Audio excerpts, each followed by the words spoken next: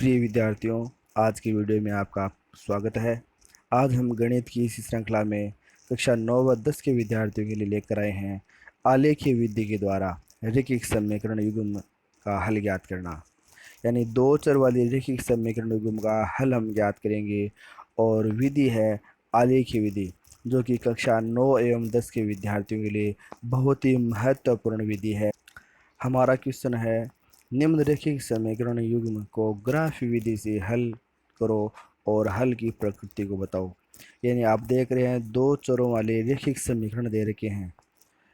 चर जो अपने पास है, एक तो है x और दूसरा है y, और इनके संबंध से एक इक्वेशन बन गई, समीकरण बन गई, जो कि एक रेखा का समीकरण है। क्योंकि यहाँ पर चर जो है x और y, इन दोनों की ही घात अधिकतम एक एक है, इसलिए यह रैखिक समीकरण है। ठीक इसी प्रकार दूसरा समीकरण और है, 3x minus 2y is equal to 4। यहाँ पर भी x चर है और y सब दो चर हो गए, और इनकी भी घात जो है एक एक ही है, इसलिए यह भी रैखिक समीकरण है। समीकरण 1 और 2, ये दोनों ही समीकरण अपन एक साथ सम्मिलित रूप से लेते हैं तो हो गया रैखिक समीकरण युग्म। और इस रैखिक समीकरण युग्म का हमें ग्राफ विधि, जिसका दूसरा नाम हम कहते हैं आलेखीय विधि, यानी आलेख खींचना, आलेखीय विधि की सहायता से हल ज्ञात करना है। हल का मतलब है x का और y का ऐसा मान ज्ञात करना है जिसके द्वारा दोनों समीकरण जो है वो संतुष्ट हो जाए। रैखिक समीकरण युग्म को सरल करने के लिए हमें प्रत्येक समीकरण के दो हल ज्ञात करने होंगे। यानी प्रत्येक समीकरण को निरूपित करने वाली रेखा को खींचने के लिए हमें दो हल की आवश्यकता होगी, ताकि हम उस रेखा को ग्राफ पर निरूपित कर सकें, ग्राफ पर खींच सकें। अब हम पहली रैखिक समीकरण जो हमारे पास है दो चरों की, उसके दो हल ज्ञात करने हैं हमको। तो पहली समीकरण हमारे पास है x plus y is equal to 3, और इसके लिए हम क्या करेंगे, एक टेबल की रचना करेंगे। ये ऐसे अपन ने क्या कर दिया, एक टेबल बना दी, और इस टेबल के अंदर हमको दो जो चर है दोनों के लिख दिए अपन ने, दो चर x और y है।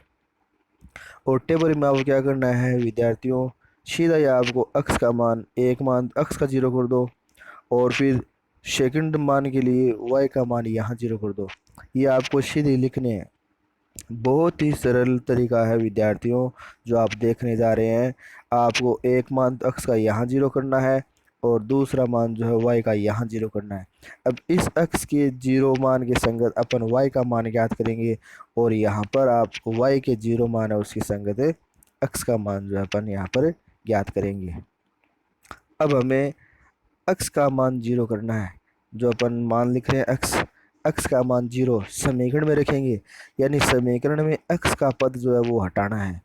x का पद हटा दिया तो हमारे पास जो शेष वैल्यूज जो रहती है वो रहती है plus y is equal to 3।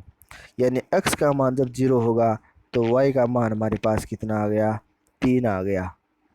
ठीक इसी प्रकार अब हम y का मान 0 के संगत x का मान 0 ज्ञात करेंगे। हम y का मान 0 रखेंगे, और y का मान 0 रखेंगे तो समीकरण में y का जो पद है वो हटाना है।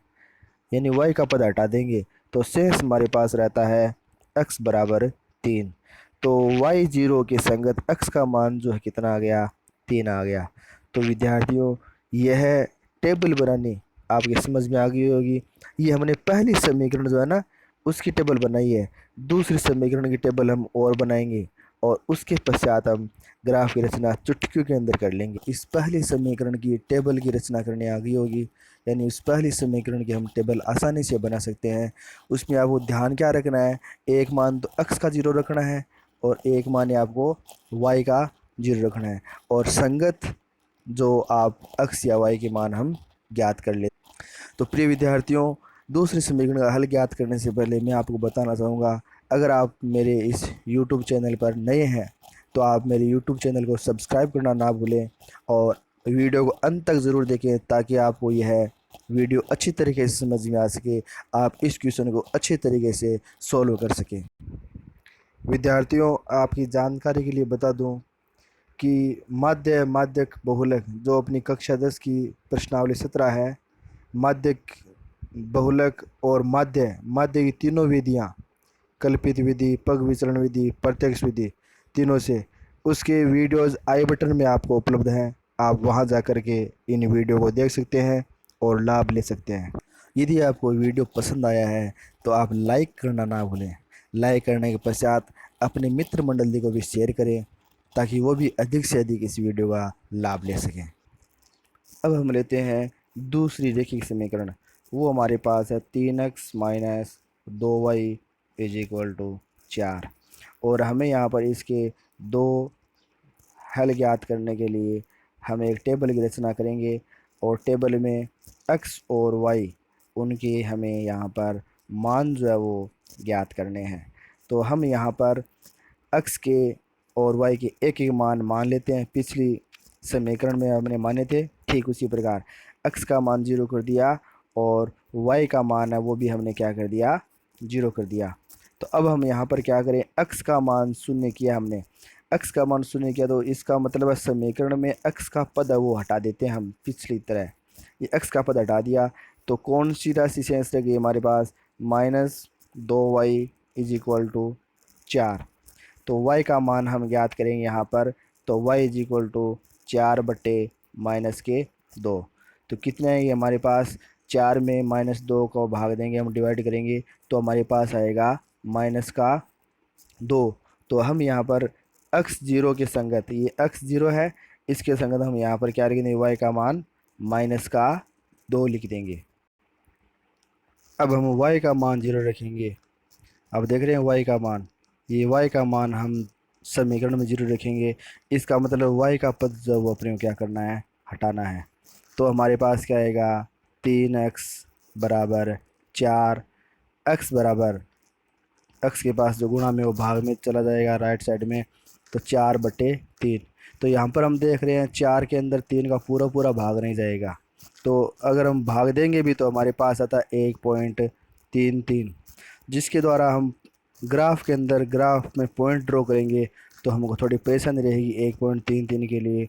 तो हम y का मान 0 नहीं मानेंगे, y का मान 0 न लेकर के हम क्या करेंगे, y का मान 1 लेंगे। क्या लेंगे, y का मान 1 लेकर के x का मान जो है ज्ञात करेंगे। तो हम y का मान 1 लेंगे और 1 लेकर के हम समीकरण को सरल करेंगे तो हमारे पास x का मान आएगा, तो 3x माइनस, अब y की जगह y का पद हटाना नहीं है, 0 था तब हटा रहे थे, अब y का मान रखना पड़ेगा, 2 गुणा 1, यानी 2 और y गुणा में है ना, 2 गुणा 1, 3x माइनस 2 बराबर कितने आ गए, 4। 3x बराबर, ये 2 इधर माइनस किया ना लेफ्ट साइड के अंदर, तो राइट में चले जाएंगे तो क्या हो जाएगा, 4 + 2 कितने आ गए, 6 आ गए। हमको यहाँ पर x का मान निकालना है, x का मान निकालना है तो 3x बराबर कितने हैं, 6। तो हम 3x जो है बराबर 6 लिखेंगे, 3x बराबर 6। तो x बराबर 6/3, वैल्यू कितने आ गई हमारे पास, 2। यानी y का मान जब हम 1 रखेंगे तो x टू दी वैल्यू कितने आ गई हमारे पास, 2 आ गई। तो यहाँ पर हमारे 2 बिंदु आ गए, पहला बिंदु है 0-2 और दूसरा बिंदु जो है वो 2, 1। इनको हम ग्राफ पर ड्रॉ करेंगे तो हमको एक रेखा का समीकरण और प्राप्त हो जाएगा। अब विद्यार्थियों, आपको समीकरण से टेबल बनानी आ गई होगी, एक समीकरण के दो मान जो आप निकालते हैं उसके लिए ये टेबल बना लिया हमने। और इसी प्रकार दूसरी जो समीकरण है उसके संगत हमारी ये दूसरी टेबल, आपको कार्य जो है इस प्रकार करना है। मैंने आपको पूरा बता दिया मान कैसे हम निकालते हैं, बहुत ही आसान है। और ये दो टेबल जो हमारे पास प्राप्त हुई है, इनकी सहायता से हम ग्राफ का आलेखन करेंगे। सर्वप्रथम हम पहली रेखा की संगत रेखा खींचनी है, उसके लिए हमें एक ग्राफ पेपर लेना है और ग्राफ पेपर पर दो परस्पर परपेंडिकुलर यानी परस्पर लंबवत रेखाएं देख रहे हैं ना आप, एक रेखा तो आप देख रहे हैं ये, और दूसरी रेखा आपकी है ये। इसका नाम तो है, जो क्षैतिज लाइन है उसको तो अपन कहते हैं एक्स एक्स, और जो परपेंडिकुलर लाइन होती है उसको अपन क्या कहते हैं, वाई एक्स। दोनों जहाँ पर काटते हैं ना उसको अपन मूल बिंदु ओ नाम देते हैं। आपको पता होगा मूल बिंदु ओ के निर्देशांक जो होते हैं वो 0 0 होते हैं, यानी एक्स कोऑर्डिनेट वो भी 0 होता है और वाई कोऑर्डिनेट वो भी क्या होता है यहाँ पर 0 होता है। इसके पश्चात हमें यहाँ पर पैमाना लेना है। तो आप देख रहे हैं पैमाना हमने यहाँ पर टॉप कॉर्नर पे लिखा है ग्राफ के। यहाँ पर पैमाना है एक्स एक्स पर 1 सेंटीमीटर, यानी 1 सेंटीमीटर बराबर कितना चलेंगे 1 इकाई, यानी 1 2 3 ऐसे। इसी प्रकार वाई एक्स पर भी पैमाना 1 सेंटीमीटर बराबर 1 इकाई। तो ये 1 हो गया, ये 2 हो गया, ये 3 4 5, जितने अपने को टेबल के अंदर वैल्यू चाहिए उतने अपन यहाँ पर अंकन कर देंगे। ठीक इसी प्रकार यहाँ पर एक्स साइड के अंदर एक्स के मान जो है नेगेटिव में है, -1 -2 ऐसे, और इसी प्रकार वाई के मान जो है इस साइड में नेगेटिव है, -1 -2। अब हमें यहाँ पर क्या करना है, दो मान चाहिए यहाँ पर। पहला मान है x का मान 0, तो आपको मैं बताना चाहूँगा x का मान 0, वाई एक्स पर प्रत्येक बिंदु पर x का मान 0 होता है, और ठीक इसी प्रकार x अक्ष के प्रत्येक बिंदु पर y का मान है वो क्या होता है 0 होता है। हमें यहाँ पर x का मान 0 और y का मान कितना लेना है 3 लेना है।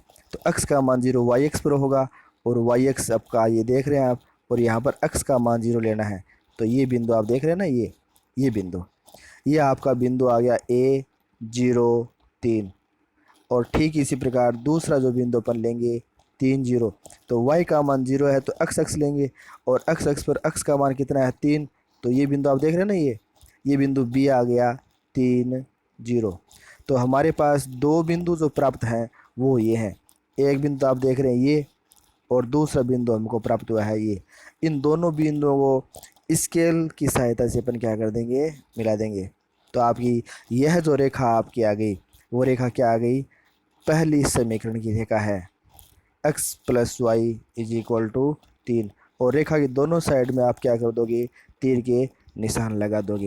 दूसरी समीकरण उसका रेखांकन करेंगे। तो दूसरी समीकरण की जो आप टेबल देख रहे हैं उसमें एक मान जो है x का मान 0, y का मान -2। तो x का मान 0 y एक्स पर होता है, तो इस लाइन पर रहेगा, और y का मान -2 आप देख रहे हैं ना यहाँ पर, ये बिंदु y का मान -2, x का मान 0, तो बिंदु आपने आ गया 0 -2। ठीक इसी प्रकार दूसरी जो वैल्यूज़ अपने पास दे रखी है वो वैल्यू हमारे पास में है x का मान 2 और y का मान 1। तो x का मान 2 ये है और y का मान 1 ये है। ये बिंदु आप देख रहे हैं ना, ये बिंदु अपने पास 2 1। तो यहाँ पर अपने दोनों बिंदु ले लिए, और जो रेखा जो आएगी वो इस प्रकार आएगी। हमारे पास दोनों बिंदु, और दोनों बिंदु इस मिलाने पर स्केल और पेंसिल से हम मिलाएंगे तो रेखा हमारी इस प्रकार प्राप्त हुई। तो इस प्रकार दोनों रेखाओं को अपन खींचेंगे ग्राफ पे, तो सम्मिलित रूप से जो दोनों रेखाएं एक दूसरे को प्रतिच्छेद करती है वो इस प्रकार अपने को प्राप्त होगी। दोनों रेखाएं एक दूसरे को प्रतिच्छेद करती हुई दिख रही है आपको। ये हमारी जो रेखा पहली है x + y = 3, और ये जो आप रेखा देख रहे हैं वो दूसरी है 3x - 2y = 4। दोनों रेखाएं एक दूसरे को प्रतिच्छेद करती है, और प्रतिच्छेद कहाँ पर करती है, इस बिंदु पर। ये हमारा हल है दो रेखिक समीकरण जो हमारे पास है युग्म के रूप में, दो युग्म हो गए ना इसके, इनका हल हमारे पास ये है।